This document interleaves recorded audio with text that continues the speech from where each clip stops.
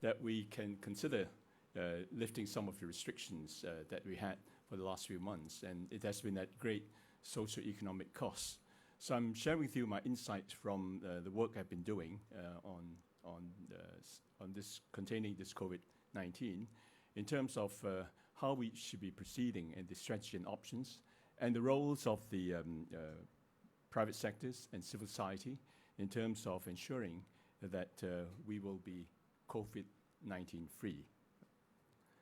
Let me see. Yep. So when you look at this geographical distribution of COVID, you can see that as of the 2nd of May, we have over 3 million cases of COVID-19 worldwide and 229,000 deaths. And this just gives you a picture in terms of the concentration of cases in the various countries. And this gives you as the number of cases in proportion to the population. So as you can see, and we all know that the greatest hit areas are in America, Spain, Italy, England, and pretty much of Europe. So the red bars are where there are great concentrations in proportion to the populations. You can see that that there are cases obviously in many parts of the world now, and practically no country in the world is free from this virus. But the waves have occurred from continent to continent, and it's still evolving, right? Because when you look at the light yellow ones, they are in Africa. Of course, Africa was practically the last continent to be affected, but it's now raging in pretty much of Africa. So no country in the world is safe. And as the pandemic evolves, people are still uncertain when it will end and if it will end.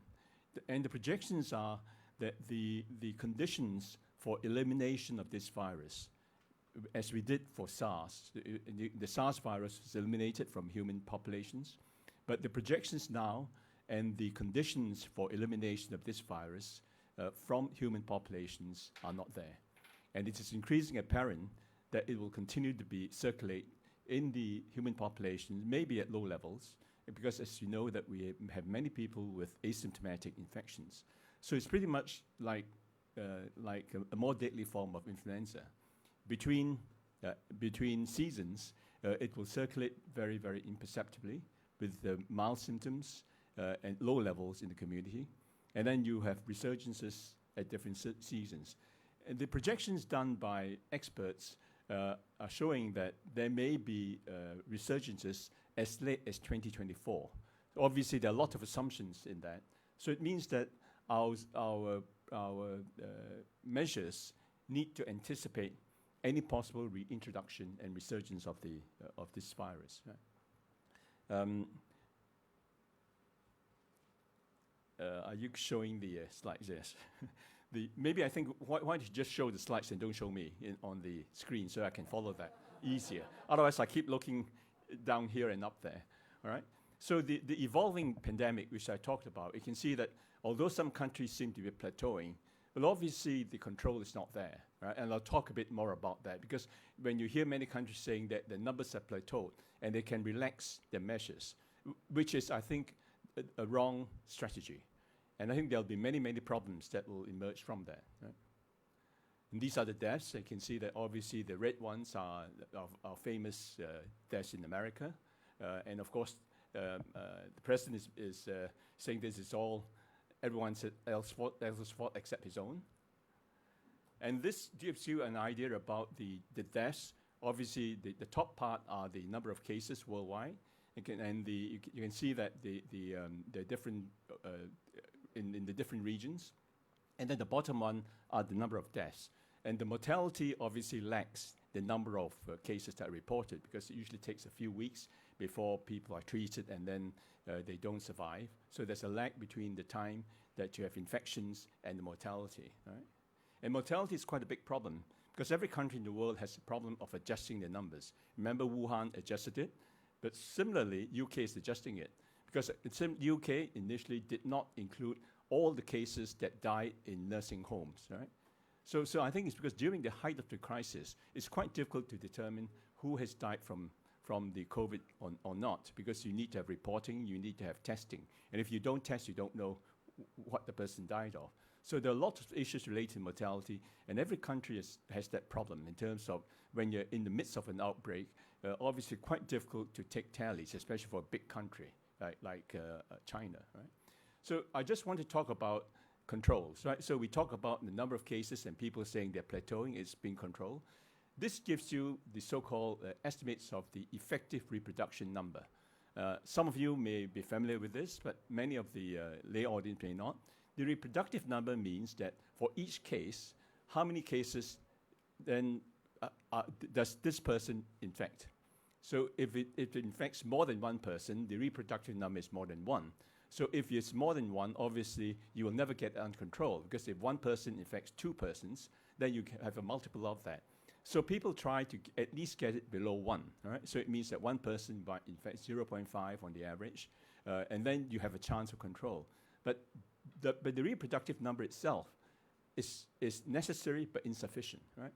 So it must be below 1, but because it's 0.5, it doesn't mean that you have it under control. You have a chance of getting it controlled, because it's inadequate on itself to use as an indicator of the degree of control. And this is quite important, because when we go back later on, when we look at different countries coming in, the populations coming in, we need to understand the state of the epidemic in that country, and then what are the risks if we bring people in from those countries. So these indicators are going to be very important as we open up our borders, right? So the numbers, the reproductive numbers, but this is necessary, but even then it's insufficient.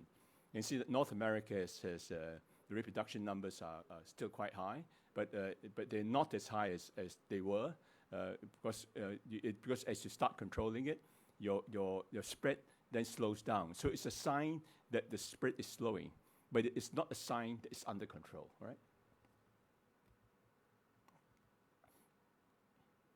So in Hong Kong, these are the cases. The numbers that are probable, discharged, hospitalized, deaths, and you can see that it really reflects the population density. So no place is so-called safe, because in certain countries they look at the geographical distribution, and then they have what they call the movement control orders to keep people moving from geographical area to geographical area. It's quite useful to look, because this geographical tables give it an idea of where the concentrations are, and if there are unusual concentrations in certain areas, maybe you should then quarantine that community. But of course, in Hong Kong, that doesn't necessarily apply.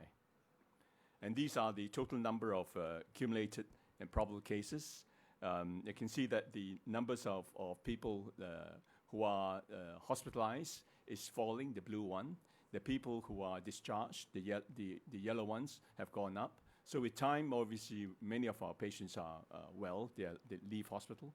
And Hong Kong has been really very successful and very effective in managing our patients. Out of the over 1,400 cases, we only had 4 deaths.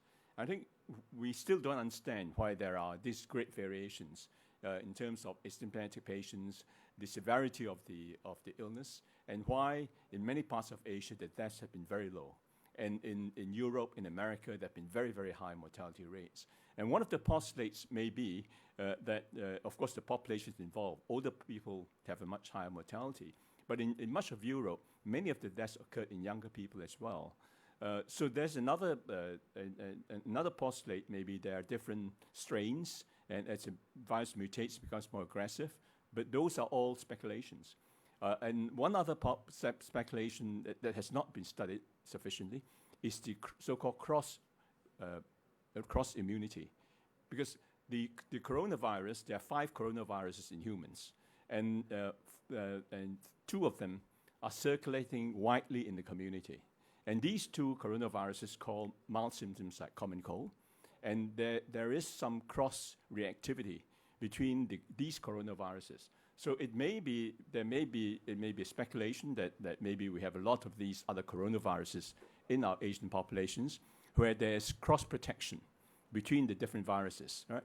So there's cross-protection because there are 3 of these 2 of these coronaviruses are widely circulating in the population, and the other 2 coronaviruses are now eliminated. It's the so-called MERS and SARS, and those have been eliminated. So we now have 3 coronaviruses that may cross-react in terms of both for testing and for immunity. So you can see this is quite important because in Hong Kong we have a lot of very detailed data. So in the blue are the so-called imported cases. And this just shows you quite a bit. You can see that obviously, as we all know, the imported cases first. Then the imported cases lead to local cases. So we have local cases in red. And of course, we have also imported cases that then become the close contacts. But what I want you to look at is obviously the yellow ones. The yellow areas are the ones where they're so-called possible local. So these are the so-called unlinked cases that we don't know where it came from.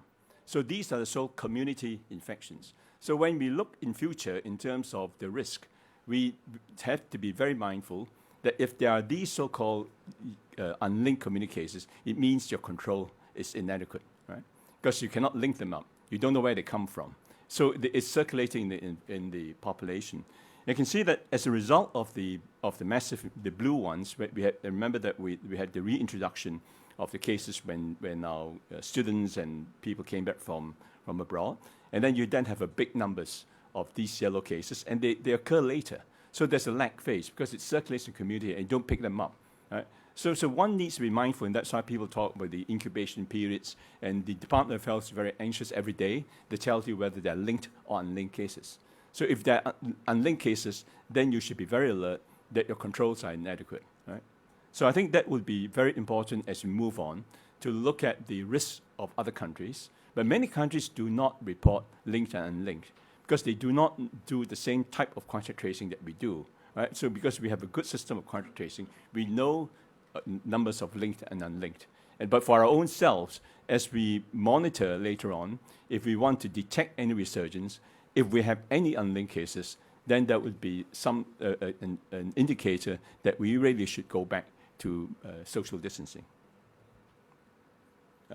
So this gives you an idea. We looked at these are the scenarios that we did in our school, looking at the number of cases and looking at the imported the border controls. So we look at entry ban from Hubei, quarantine from China, quarantine from all overseas, social distancing, compulsory virus test at airport, and looked at the bottom would be the so-called reproductive numbers. So it gives you an idea because normally the reproductive numbers are a reflection of something that occurred 2 weeks before, right? Because of the incubation period.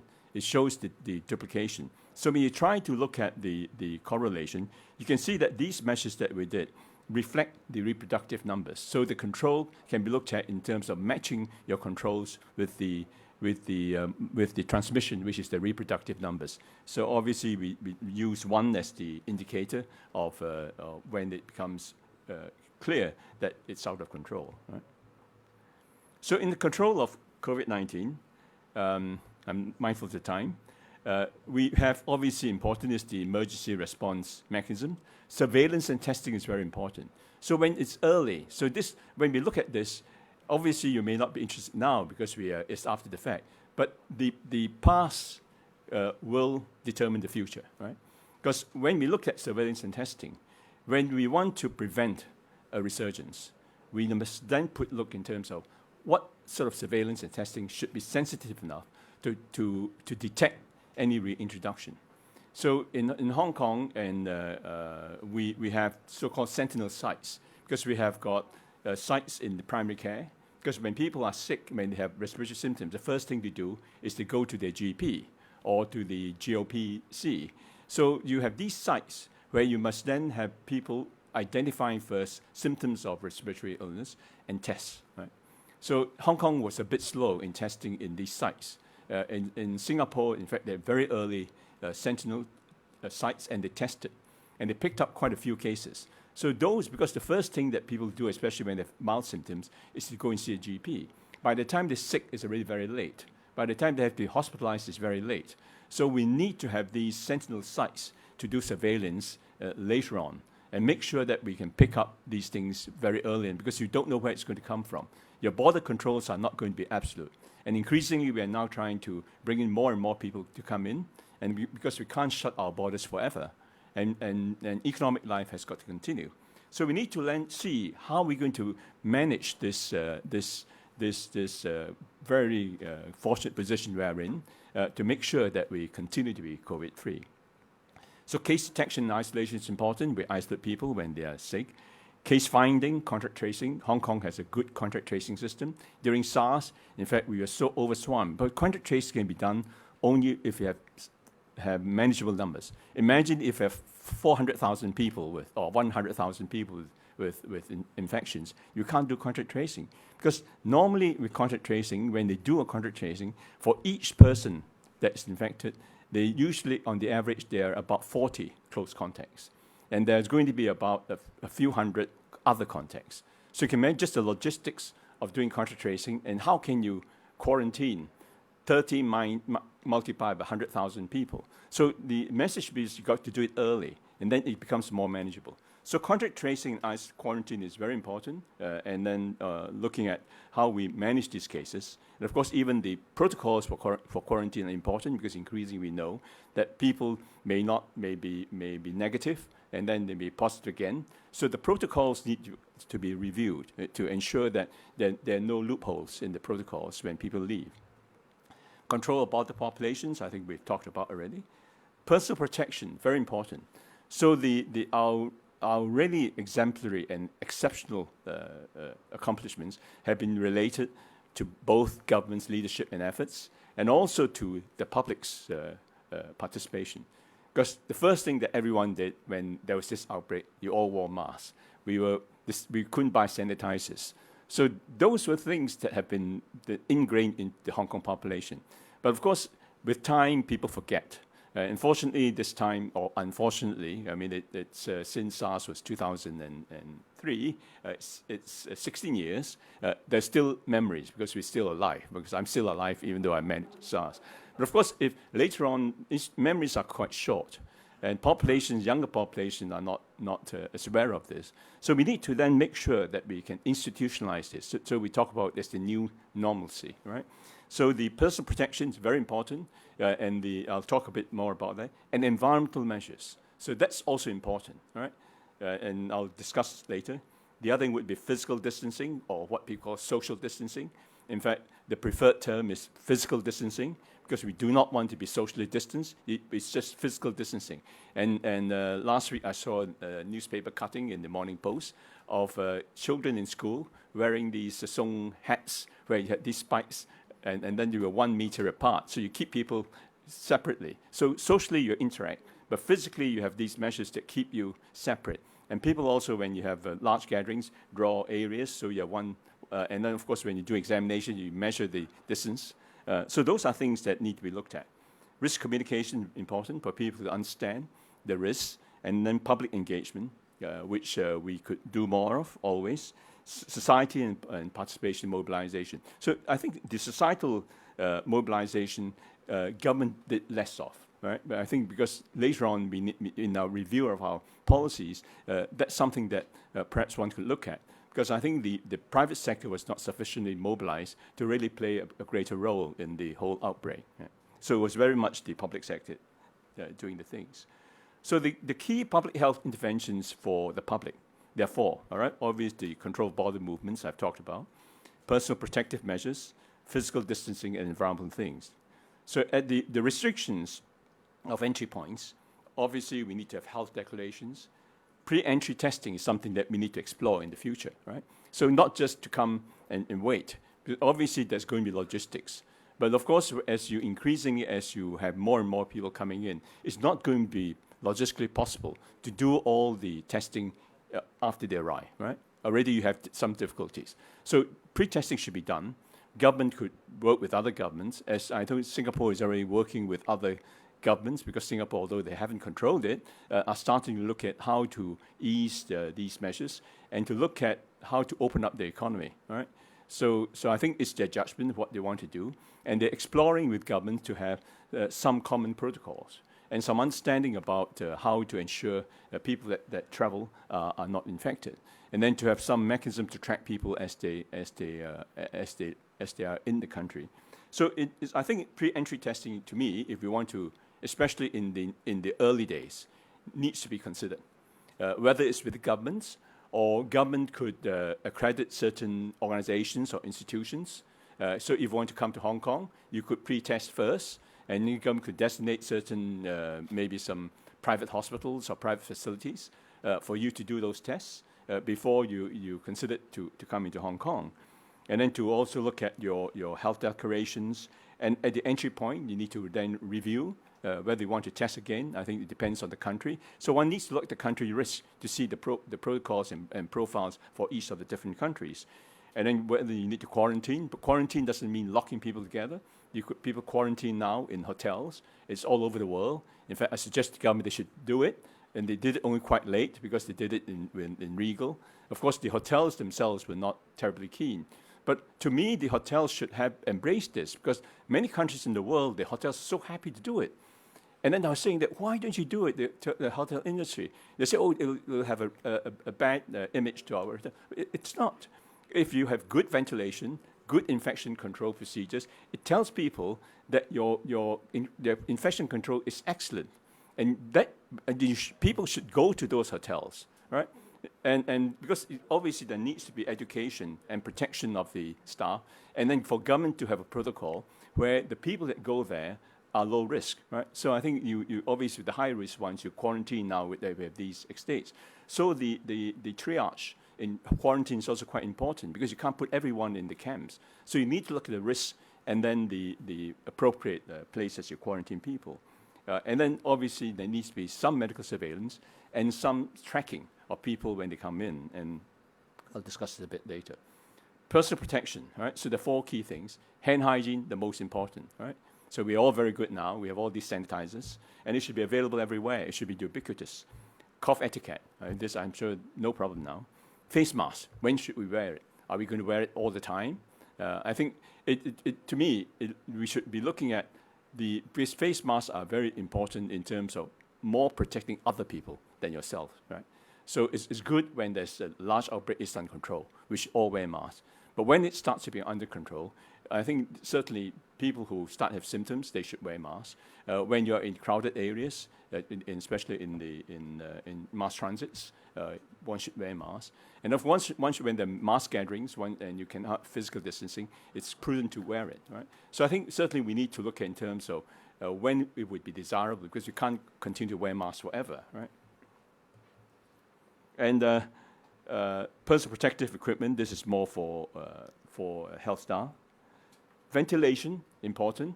So we should be looking at our ventilation systems, right? So some hotels have independent ventilation systems. They're very good. So they're quite good for isolation. Should not all our, in future university designs, require independent ventilations for all hotels? It may cost more, but it'll be quite effective in preventing not just COVID-19, but all respiratory illnesses.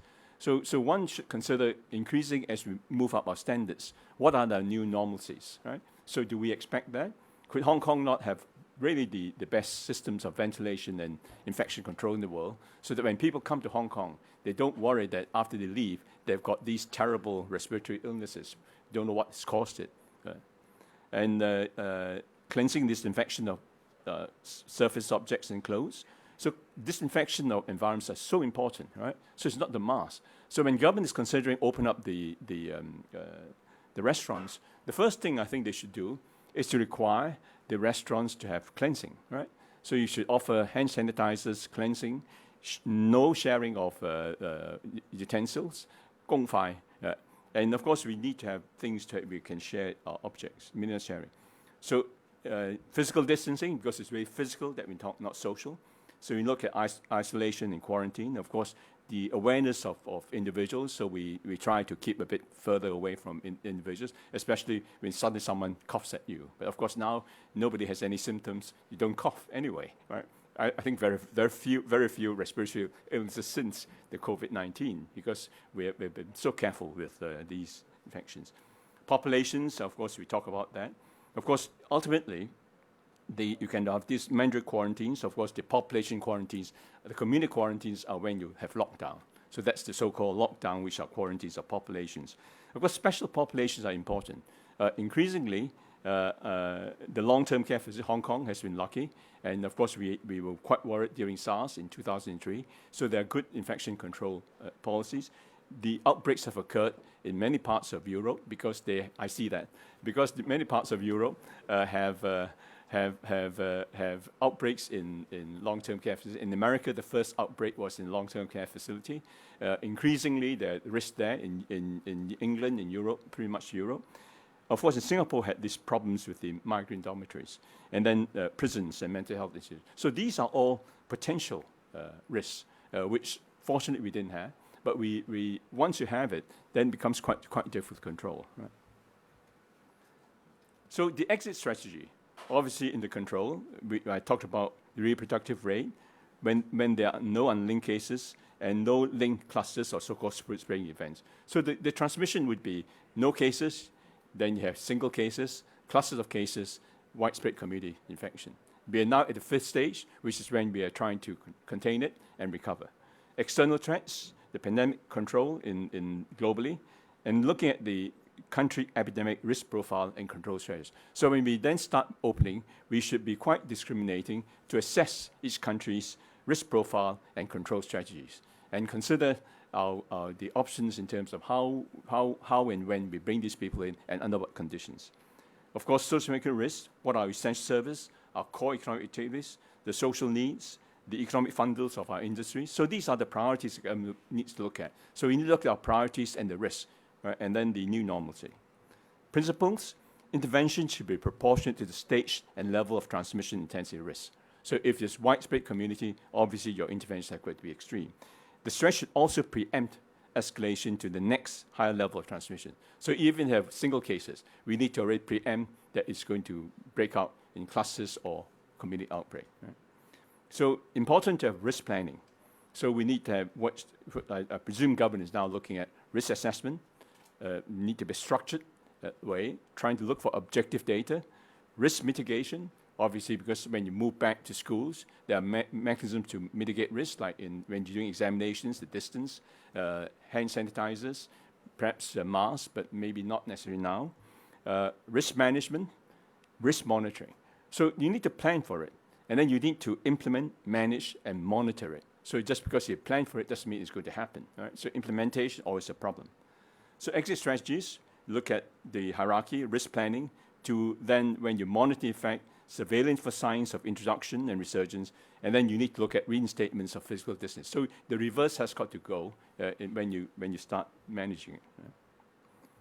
So for border controls, we need to, we already talked about pre-entry testing, conveyance interaction standards, entry point, visa itinerary, duration, accredited accommodation perhaps, and then exit documentation. So you need to have a whole hierarchy to really track the person before they come and after they leave. So then you have an ability to know where your source of infection has come, and then you're able then to prevent it, right?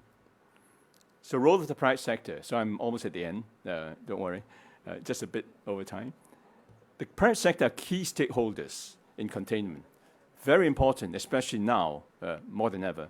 The workplace, to be physical distancing, working schedules, personal protection, and important environment measures. I think the public sector is already doing it. But really to institutionalize this, to really adjust. So Singapore is really talking about the new norm, where more people work at home, better work schedules, and there are also a lot of technologies now that you don't really need to have on-site things. So I think we have learned, but how to institutionalize it. Businesses and industries. So I talk about the so-called integrated COVID-19 free experience of Hong Kong, all right? So people have new standards, and just now Dr. Koo was saying that about the new service and products that they're producing for these new opportunities. And Hong Kong is very well known for our entrepreneurship. And with every crisis comes opportunities. So can we then not develop these? Because it's a chance for us to change the status quo. Because one of the pitfalls of human beings is that we tend to maintain the status quo. And it's only when there's a crisis that there's an opportunity to change things. So the new norm is what we should be moving towards. I was thinking about this integrated COVID-19 free, because when you start opening up, I don't know why Cathay Pacific never looked at the possibility, because I said that maybe the new norm should be all our air flights should be at least business class seating. So people pay more. So you have these sort of alternates. You can have vertically integrated service. So you have people, you have a pre-test working with the government. Before you come, you are COVID-free. Then when you embark on the plane, because everyone has been pre-tested, you have good distancing, and you have got good environmental hygiene, good prevention control on the plane. And then you move down, and your conveyance are also protected. Then you go to hotels which are accredited. And then you have your retail industries, your restaurants are all COVID-free accredited by the government or by the industry. Wouldn't that be great? I mean, you have, and then we need to have a lot of public health people to help do the education. Of course, one of the problems we are going to sell, because this is a conflict of interest. The School of Public Health and Primary Care is the only institution in Hong Kong that has a public health undergraduate degree. So we need many more of these people, all right? Because we need to have public health workers. We don't just, because we cannot depend on doctors and nurses. They need to be all over the community. So we need to govern, in fact, to get that school, my predecessor and I, and the dean and the university, took 2 years before we convinced UGC to fund just 40 places in public health. Of course, and then people don't even appreciate this group of individuals. And I think I'm going to advocate this to the government, that they should invest more in public health workers, people with a degree in public health, that can then work in the community, work with you all, to really ensure that we have good public health practices. So we need to collaborate. So I'm suggesting the government, in terms of when they're doing their exit strategies, they should collaborate in risk planning, management, monitoring, and evaluation. And it should be with the industry. Because you are the ones that know what are the appropriate things that need to be done, what can be done, what should be done, and what may be done. And of course, you can also be part of the enforcement as well. So you monitor, because it's in the interest of the industry to make sure that we have very good standards to keep ourselves COVID-free.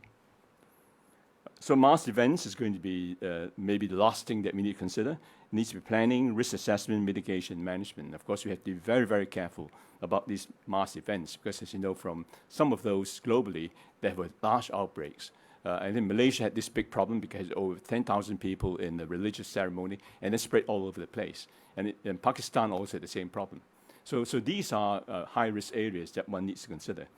Social responsibility, we need to support the vulnerable and disadvantaged. So in our measures, when we started with the interventions, very little thought went to thinking in terms of the impact on people who are vulnerable and disadvantaged. Of course, this is now a problem in many parts of the world, and it's increasingly clear that governments, because you need to prepare for it. It's not something, when government is gao gen for, you're not going to think of all these things. Your main focus would be just trying to contain the infection. So the social mobilization is so important. So all these should be, so we have this luxury now that we can replan again. So the preparedness plans, preparedness plans for outbreaks should build in this social mobilization upfront before it happens. So role of society, social mobilization, communication participation, risk communication, sustained preventive mitigating behaviors, social service continuity, mitigation of socio-economic impacts. So I end here. I'm sorry, a bit ran over time. Thank you, Professor Yeoh, for the thought-provoking talk. So we've collected many questions from our audience throughout your talk. So let me read out some of the questions that we've received. The first question is from South China Morning Post. It reads, what is the possibility of resurgence of COVID-19 in Hong Kong, especially during wintertime, as some of the experts have suggested?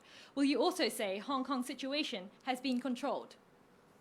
Hong Kong certainly has contained the virus, not just control, because in public health terms, containment and control means you're trying to control. Containment means you've contained it, right? So Hong Kong has moved beyond control, it's contained it. Because in the last 14 days, we had no single case. So I believe Hong Kong has contained it. Obviously, it's not foolproof. Our borders are still porous, and now increasingly we say that some people can come to Hong Kong, and we've got people coming back. And that's also a focus. That's why we need to make sure that our containment continues, right? Not just control. In terms of seasonal returns, I think that's something more that we have seen for some of the respiratory illness, influenza, and in the temperate climates that occurs. Some of the projections have been really related to sort of these changes in temperature. I'm not sure, I don't know in Hong Kong whether that will occur, but I think in Hong Kong we need to do more tests to see whether there are, in terms of the prevalence in the community, because if it's not so-called endemic, so when you talk about these seasonal variations, it's because it's already endemic in your community. So it's in low levels, and then with seasons they come up. So we don't know whether how the virus has been eliminated in the community, right? So we don't know that. So our next stage would really be do studies on the prevalence in the community, right? To see whether it's the exact prevalence, whether there are antibodies, people who have got infection, and monitor that. Because if there's no prevalence in the community, you're not going to get a resurgence during winters, but the danger is more importation, and then the controls from that. So Hong Kong will always be at the risk, because we are an open community economy. We cannot continue to close our borders. So there'll always be a risk. And then, as I said, if in the global pandemic, it's going to be that this virus is going to be circulating in the global community, then it can occur anytime, right? So the projections are 2022, 2024, but all these are just guesses based on many assumptions. But I think the message being that we, as the Secretary and the Chief Executive said, we cannot let our guard down.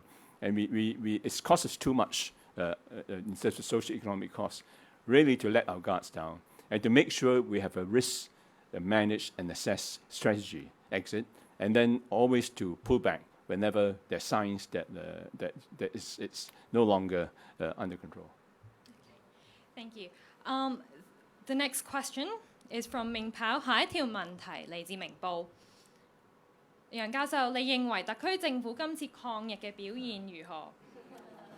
對比起2003年 SARS， 政府有冇位可以進步？有啲咩做得唔足夠？我諗評估即係評估翻同埋你 people talk about hindsight 咧。咁當然而家嘅情況同2003不同啦。即係2003我哋嗰陣係完全啲設施都唔足夠，我哋啲隔離病房又冇，我哋啲保護啲醫又即係直情嗰陣係冇準備，係完全係 unprepared。咁當然即係我哋SARS 之後咧，阿董生嗰陣咧就好緊張。佢話 E.K. 你一定係要睇翻我哋，要檢討翻我哋係點可以避免將來有咁嘅大爆發。所以我哋喺SARS 之後咧就做咗3樣嘢，即係唔係這3樣嘢好多嘢啦，但係主要3樣嘢咧就係等我哋今次咧就係準備好啲嘅。第一咧就係我哋多咗好多啲隔離病房。嗰陣嘅 SARS 嘅人都唔夠，有幾十張隔離病房，我成1000幾2000個病人喺SARS喺醫院度點做隔離，根本冇可能。喺而家就成1000幾張啲隔離病房，咁有第二樣嘢咧，我哋呢啲 PPE 咧 personal protective gear 就已經有3個月嘅 storage。第三咧就有咗個 Centre for Health Protection， 咁嗰個係做我哋啲 preparedness 嘅功夫嘅，所以嗰3樣嘅分別喺處。咁當然政府今次其實做得非常出色，咁全世界都好認同。咁當然唔係政府啦，當然係市民都係啦。咁係市民同政府咧。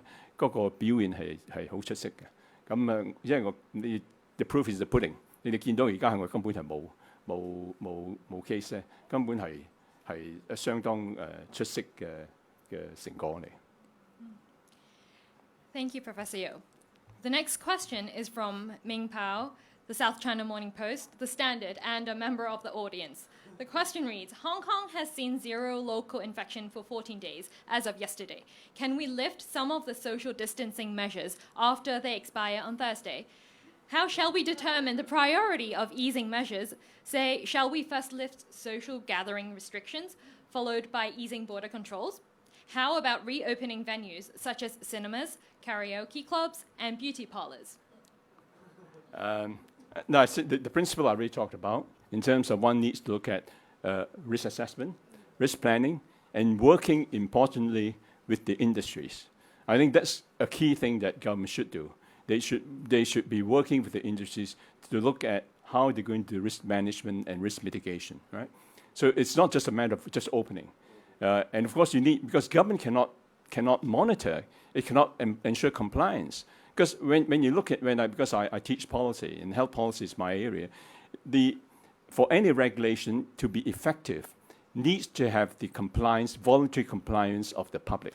Because if everyone doesn't comply, right, like when we talk about gatherings, if everyone just ignores you, how can you then give tickets and prison the whole population, right? So government needs to understand that for regulations to be effective, needs voluntary compliance. And if the industry is involved, then they will be much better because they have got the stake. They plan it. You have got associations. You themselves can accredit. You can do the compliance. So I think the risk assessment management needs to be done with the industry. And when you look at the different types of activities, obviously there are certain activities that have low risk, right? So government is really looking at that. So the karaoke's, I think that's because of the contact with spit and the things. Maybe that's something that one needs to look at to really study it better. But then obviously you can also look in terms of how to mitigate that risk as well. Mass gatherings are an issue, right? So I think that should be the last thing that should happen. And when you look at restaurants, obviously the government is now looking at relaxing. So 4 is arbitrary. Even the gatherings in the street, many of these are quite arbitrary. There's no science in it. But of course, you really don't want people to be in large groups. So you can gradually stagger it. So instead of 4 people in the streets, because I don't know how the number 4 came up, it could be 6, it could group up to 8, some reasonable numbers. But the important thing is not social distancing, but physical distancing. That's why people talk about physical distancing, not social distancing. We don't want to be socially apart. So we need to look at how first the population protects itself, continue with the hand hygiene, wear masks for most things, and then making sure that that these environmental things are ubiquitous. So the restaurants need to make sure that they clean, they have disinfection.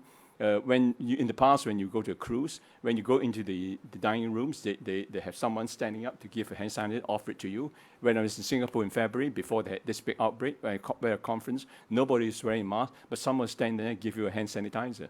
So these are things that should be norms. So the public education, not just of the public, but also of the industries, right? So we should really be doing that. So I think those are things that we need to look at. So certain things are obviously restaurants need also look at, even if they open. Perhaps you could do it in stages, maybe 4 to 6, and then looking at also maintaining distances, and then also looking at the disinfections that they do in the premises. So those are all things that need to look at. So it's not just a simple thing of just 4 or 6 or whatever. So look at the so-called the risk assessment and risk mitigation, right? So those risk mitigation measures need to be in place, right? Thank you, Professor Yeoh. The following is a question from a member of our audience. What is a practical time frame for the vaccine to be used in clinical trials? Well, I think sort of, as you know, there are problems now because in China, we don't have many cases, so it's going to be difficult to demonstrate the effectiveness. America is probably, I think the European countries are more in a better position because there's still a lot of infections. The vaccines take some time to develop. So people don't understand that when you look at the HIV/AIDS, right? When I worked in HIV/AIDS in 1985, they talked about vaccines. And this is 2020, and we still don't have a vaccine. So vaccines are not something that could be created. Obviously, we have new technologies. We are much better. But the understanding of the virus itself is quite interesting in terms of the protection. And even though we have a lot of technology to create vaccines, but one needs to look at the nature of the virus and the development of technology. And I think people's projections are that it won't happen because at least for another year. Because even if you demonstrate effectiveness, you need to be able to scale up your production for the global use, right? And then hopefully we'll never need to a vaccine. So we need to go on the assumptions that the vaccines will not be available for some time, but we need to make sure that we're COVID-free. And if we are, we can keep out other respiratory infections as well. And then we may not need so many hospital beds. Thank you, Professor Yeoh. The next question is another question from our audience. It reads, much focus has been placed on prevention and control of non-communicable diseases in recent years. Related efforts are observed to be halted by the COVID-19 outbreak. How shall we reallocate the priorities between mitigating the prevalence of non-communicable diseases and combating infectious diseases in the upcoming new normalcy? Well, I think certainly whenever you have a crisis, obviously your attentions are placed there. And so that's quite natural. But first, then, in this stage, then we need to look at the so-called unintended consequences of our actions. So the socioeconomic mitigation and the mitigation of the things that we neglected. So I guess one needs to look at that. And because communicable diseases are always going to be there, and they're also interlinked with the infectious disease, because people with communicable diseases are more likely to suffer the bad effects of infectious diseases. So those things are not either or. And it was during the outbreak, a lot of patients with chronic diseases could not get adequate care because they had problems in the public sector and the private sector. So those are things that will be part of the review of our experiences, how we could prevent that in the future, how we can continue to provide care for people who needed care. And of course, this is not just in Hong Kong. In other countries, it's even worse. So I know that in many of the European countries, and that a lot of people could not really get the care that they needed. Right? And even with the coronavirus infections, in UK, for instance, people just sent home. Right? So it's quite problematic. I mean, the care for patients during an outbreak, because our attentions are focused mainly in tackling the outbreak, and whether it's proportionate. So obviously it's quite difficult because these are not rational times. So human beings have three minds. I say we have a rational mind, we have an irrational mind, which is an emotional mind, and in crisis, it is an emotional mind that works, and they are part and parcel of human beings. Our emotional minds are important, so we are alerted to it. We have anxieties, and then all the attention are put to that, and then ignoring everything else. Thank you, Professor Yeoh. The next question is also from a member of our audience. It reads, as an international business traveller, when would you consider it to be safe to travel to cities like London or New York? For instance, shall we follow the rule of 14 days without confirmed cases like Hong Kong? I think it depends on your detection. As I said, I just showed you we need to look at the prevalence, and obviously sometimes you only have the data that's available in the public arena, and so one needs to have a lot of so-called epidemic, I call intelligence. Of course, you can work with academics in other countries. So in fact, I'm now heading a small research group under the WHO, where there are a group of international people looking at comparing systems. So you can get these sort of intelligence that may not be available in the official data, but the people that work in the systems will have access to other things. Sometimes they're doing research, so you can understand better their controls. So I think we need different types of inputs to assessing risks. So I think we should be assessing risks. Certainly, I'm not going to travel to UK in the next few months. I can't even travel anywhere. I can't even go back to Malaysia because I'll be quarantined for 14 days. So, but I think we need to gradually look at the controls, and probably I think the best way is intergovernment agreements, right? And I think we all would like to be able to travel. So I think we need to be a bit more patient, because I don't think it's going to happen within the next month, and it will have to be gradual, I think. Yeah. Thank so you. as I talk about this COVID-free experiences, so maybe consider how we can have these COVID-free experiences in some of the new destinations that we look at. So certainly Korea seems to be quite well under control. Our mainland is quite well under control. I think we are quite lucky that the mainland, Taiwan and Macau have it quite under well control. So maybe those are the tourist destinations of choice in the next month or two, right? Thank you, Professor Yeoh. The next question is from the South China Morning Post.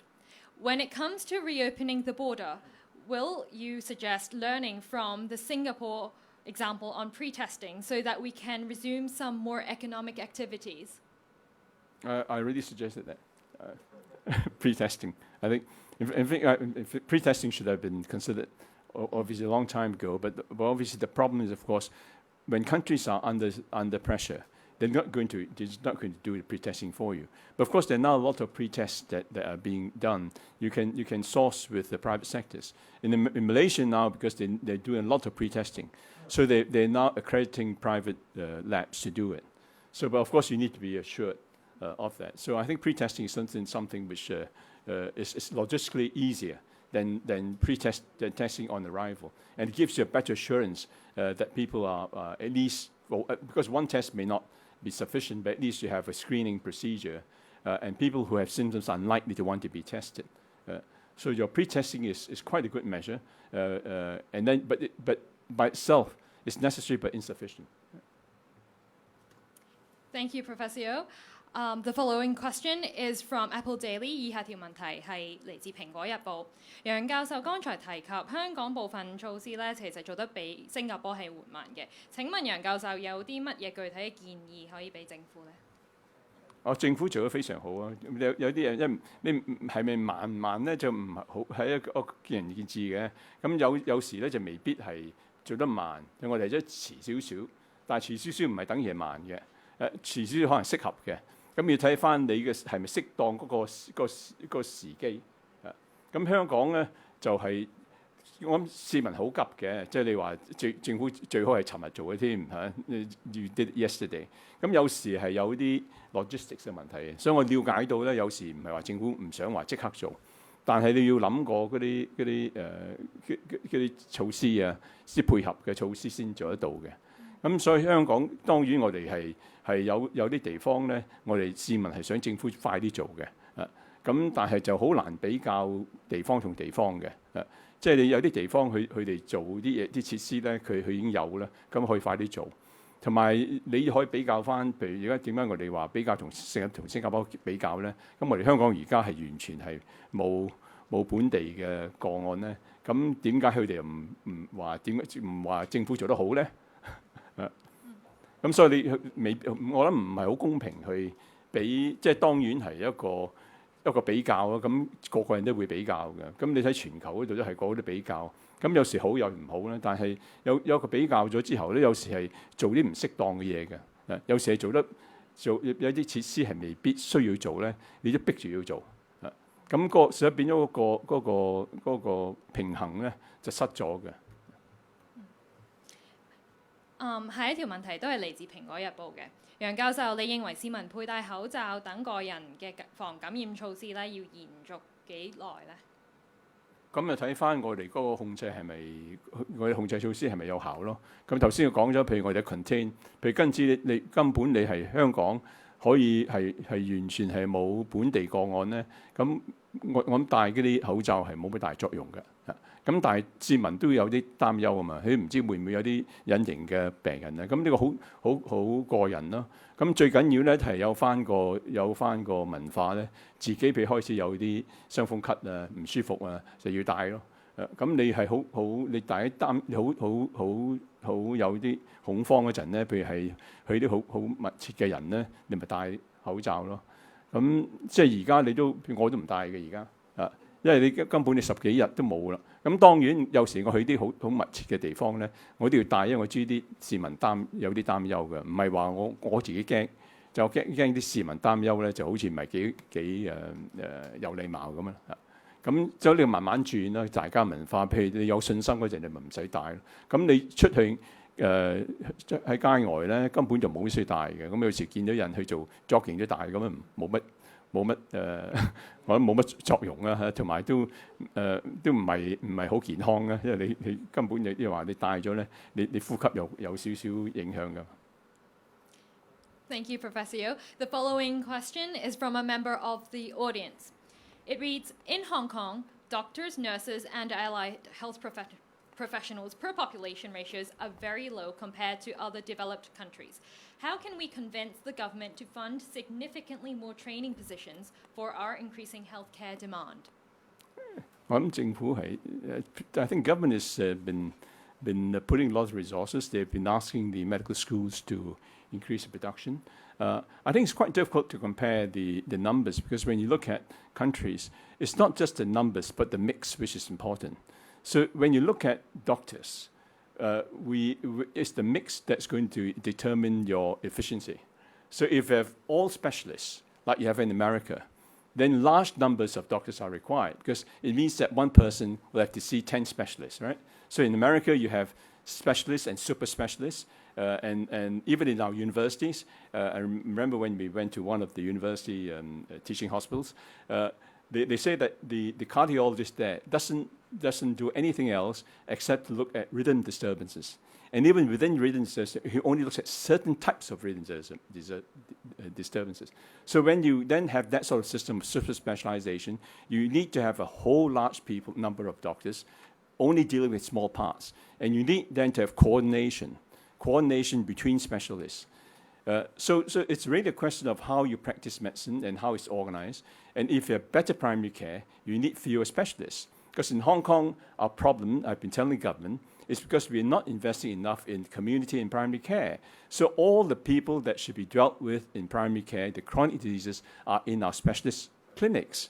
So that's why we wait more than 2 years to get to the point to see a doctor in the specialist clinic, which is really unacceptable. So we should be putting more money, training more people in primary care, in family medicine, and so we rebalance it. So it's not just the numbers, but the mix. And when you talk about nurses, we should have many more nurses in the community, right? And of course, if you have fewer people in the hospitals, you need fewer doctors and nurses. They should be out in the community. So our primary care and community care needs to be invested in. So if we're going to train more people, we need to train more in those areas. We have now disproportionate people in specialties. Right? Thank you, Professor Yeoh. The following question is from The Standard and a member of the audience. It reads, what will be the likelihood of a new wave of massive outbreak in mainland China if border restrictions are to be relaxed, given the mainland outbreaks have been cooled down? Should those on Hong Kong mainland ports be relaxed before the airport? I think the answer would be, also when you look at what the mainland is doing, they're very strict. I think because it's like Hong Kong is saying, the socio-economic costs have been phenomenal. And of course, when you look at what mainland is doing, they're starting to relax it. But they only start relaxing when it was under control. Right? Unlike in Europe, in America, they talk about relaxing the measures even before they control it. Right? So obviously, China, I think, I have much more greater confidence in what China is doing. And if you ask me, when you look at over recently, even in terms of the borders across from Russia, when an outbreak was not controlled, the administrators were moved out. So you can see how China sees this outbreak and determined to keep it to be COVID-free. So whether they can or not, obviously we don't know because it's such a vast country. And I'm sure because there's of course now in China, because there's so many experts now. They've got so much resources really to study, understand, to see whether there are likelihood of resurgence. I think they're doing a lot of research. And I think we need to be mindful of that. Nobody can give you a prediction that it will not recur. But from the looks of it, they are one of the. China is one of the countries where there's the best chance that there will not be resurgence. I can't give you a guarantee that it will not. And obviously, as I said, that the border controls, obviously the safest to reopen are within China, right? Within China, Hong Kong, Macau, Taiwan, and the mainland. Right? Thank you, Professor Yeoh. Our final question is from a member of the audience. How will the public health system be able to collaborate with the private sector to release the heavy burden on public hospitals? This is something that... sorry? Yeah, 1 hour. Something that I'd be happy to elaborate on. It's something I have great interest in. And I think in the foundation, we're doing work in terms of our next work that we're going to do for the foundation, where we're doing the research and the work now, is how to then also enable the private sector to play a greater role in primary care. So we're doing the research now, and we hope to be able to publish it at the end of the year. Eva will be happy to hear. Okay, thank you, Professor Yeoh. And this concludes our question and answer session. Please be seated, Professor Yeoh. Okay. Thank you. Once again, thank you for sharing with us your valuable insights. With that, we shall end today's live webinar here. I hope this event has left you inquisitive for more. We look forward to your continued support for our Insight Forum series that will invite heavyweight experts to speak about and provide professional analysis on a range of pressing societal issues. Our next session will feature Professor Lawrence Lau, Rolf and Claire Lander Professor of Economics at the Chinese University of Hong Kong. Professor Lau will be sharing his insights on the post-COVID Hong Kong from an economic perspective. Please stay tuned for more information on our Hong Kong Foundation's main Facebook page and the Public Policy Institute's 政策.正察 Facebook page. Thank you very much for joining us today, ladies and gentlemen. This marks the end of today's event. It's been a pleasure speaking in front of you. Please stay well and have a good rest of the afternoon. Thank you.